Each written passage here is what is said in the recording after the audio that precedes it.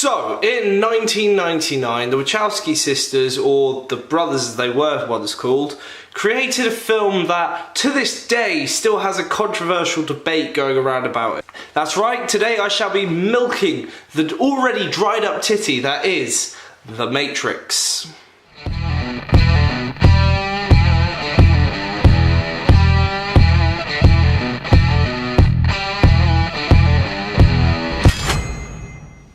The Matrix revolves around an everyday normal police officer who realises that a bus has had a bomb planted on it and must stay above 60 miles per hour before it explodes. What? That's not what Matrix is. What the fuck's the Matrix then? Keanu Reeves plays Neo, a hard-working desk jockey who finds himself meeting with a completely random black man who offers him 2 pills. Honestly, mate, I wouldn't take the blue pill. Probably would leave you stiff for hours. And on that topic, let's get straight into our sponsor. Yeah, right, like I have a sponsor. Neo takes the red pill, goes down the rabbit hole, or as we like to call it in England, he took some LSD at Glastonbury. He wakes up in a birthing tube and becomes unplugged from the Matrix itself. Finding out the world he was once living in is actually a simulation run by machines, and the reason why these bodies were put into simulations was so that the machines could harvest the energy from human heat. Yeah, that just sounds shit, doesn't it? A few explanations later, and a funny jump scene where everything goes wrong. And meeting the parasitical virus known as Agent Smith. Neo dies, comes back to life, defeats Agent Smith, and everyone lives happily ever after. But they don't. There's 2 more films that came out afterwards, and they were drastically shit. I'm not here to review the films, Jeremy. This is Nerd Talks, you know, where I talk about the interesting parts of video games and films. Yes, I know there's no interesting parts of my videos. I get, Yep, bye Jeremy. Yep, bye. Dick. Funny man, he said something about terminating my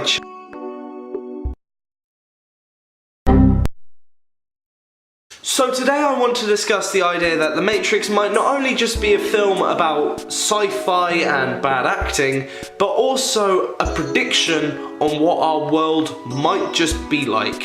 So, the main facts we got from the film were the machines run the outside world as well as the simulation known as the Matrix. Most humans are unaware of being in the simulation. Once a human becomes aware of the Matrix, they are unplugged from the simulation. And if you die in the simulation, you die in real life.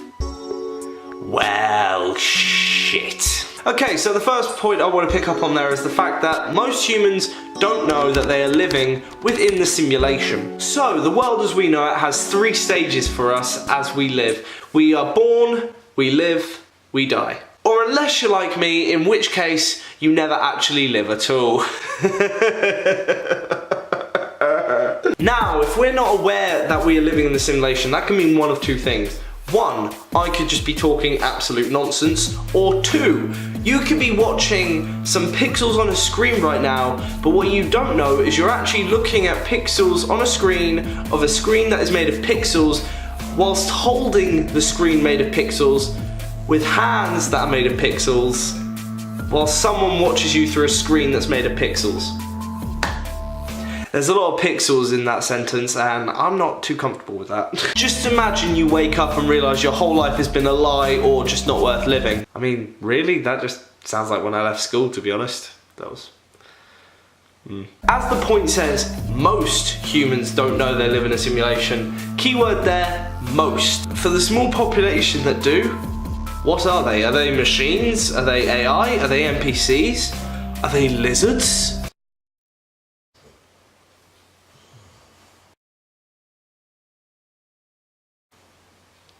Or maybe, just maybe, perhaps, they are woke. I cannot believe I just said that. I'm 19 and I feel like I'm fucking 90 the way I speak sometimes. Fuck me, woke, Jesus. Perhaps they just want to help other people become woke. Right, no, that word is fucking banned from this channel now. I am never saying the word. I almost said it. Or maybe they want to keep us in the dark. Perhaps they want us to never know about the dark plans they have for us. Perhaps we can't even begin to fathom the dark and twisted things they're doing to our bodies right now.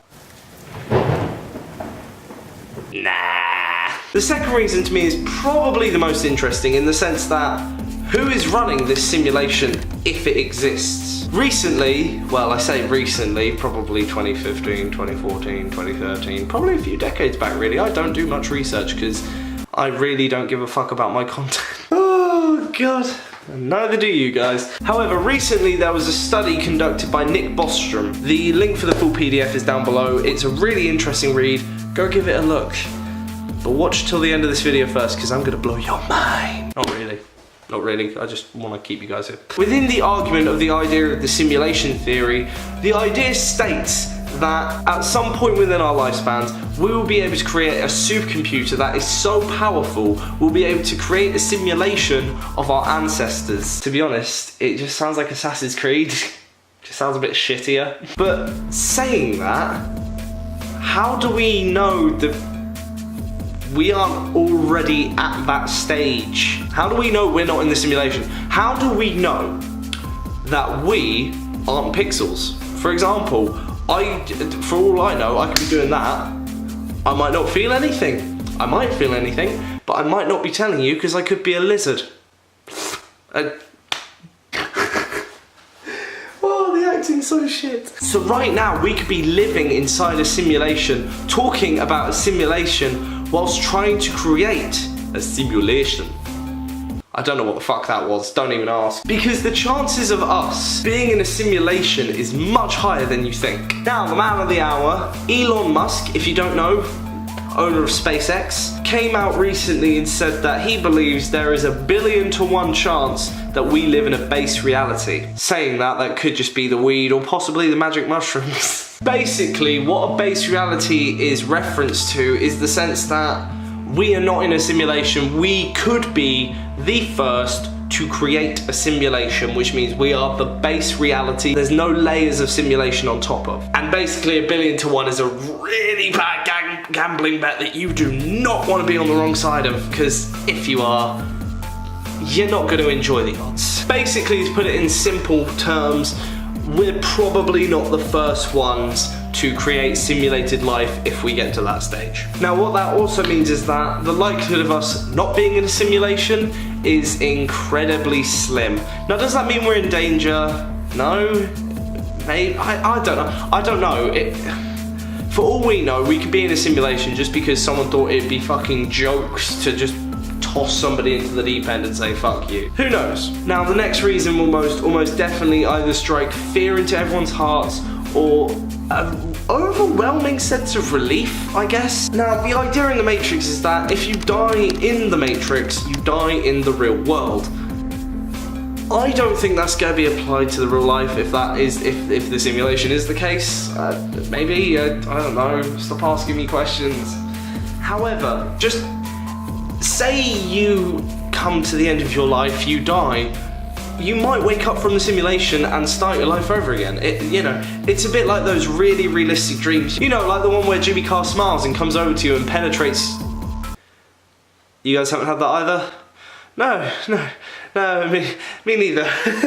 What if once your simulation self dies, you awake from the simulation, you come out into the real world with the memories of how you got there, you remember everything. Perhaps one of the reasons why you barely remember your birth isn't because of the fact that the brain hasn't fully developed, but perhaps because the memory cores haven't fully booted up yet. Perhaps our evolution is actually just patches and updates in the system software. Maybe, just maybe, the Earth was actually flat once.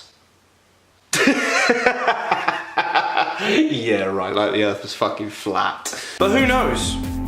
Perhaps we are here, perhaps we aren't here. How do you know? How do you know that the spoon is real?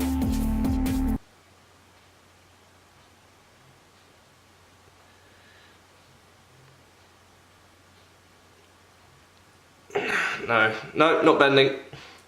No, not bending. So, do I think we're living in a simulation?